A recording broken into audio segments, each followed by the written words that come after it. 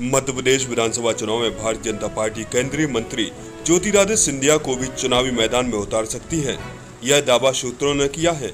मध्य प्रदेश में तीसरी लिस्ट में भी कुछ और सांसदों के नाम आ सकते हैं। तीसरी लिस्ट के आने से पहले कुछ और नामों पर चर्चा शुरू हो गई है। गृह मंत्री अमित शाह 1 तारीख की दोपहर को भोपाल आ रहे हैं, तब वो इस चर्चा करेंगे। तीसरी लिस्ट के लिए ज्योतिरादित्य सिंधिया का नाम भी शामिल हो सकता है।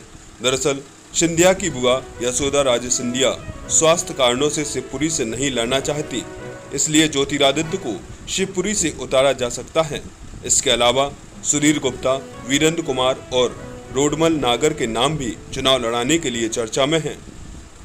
बता दें कि मध्य प्रदेश विधानसभा चुनाव के लिए भाजपा द्वारा 3 मंत्रियों सहित 7 सांसदों को उम्मीदवार बनाया गया है। दूसरी लिस्ट में पार्टी ने 4 सांसदों उदय प्रताप सिंह को गाडरवारा, राकेश सिंह को जबलपुर पश्चिम, गणेश सिंह को सतना और रीति पाठक को सीधी से उम्मीदवार बनाया है।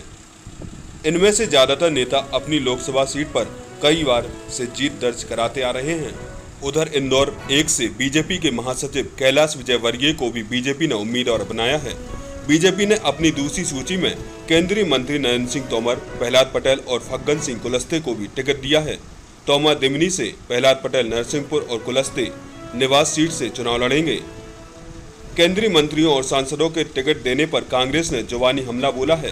कांग्रेस नेता और पीसीसी चीफ कमलनाथ ने कहा, भाजपा जितने सजावटी उम्मीदवार ला सक रही है, जनता का आक्रोश उतना ही ज्यादा बढ़ रहा है।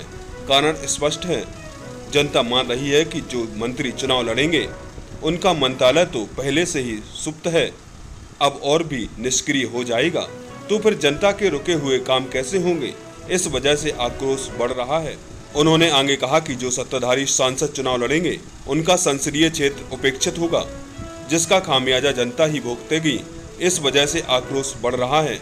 ये तथाकथित बड़े लोग पार्टी के दबाव में बेमन से लड़ेंगे और हारेंगे तो जनता के खिलाफ हो जाएंगे, जिसके कारण जनता उनकी उपेक्षा और उनके उत्पीड़न का शिकार होगी। इस वजह से आक्रोश बढ़ रहा है। INCB न्यूज के लिए MDS चौहान की रिपोर्ट।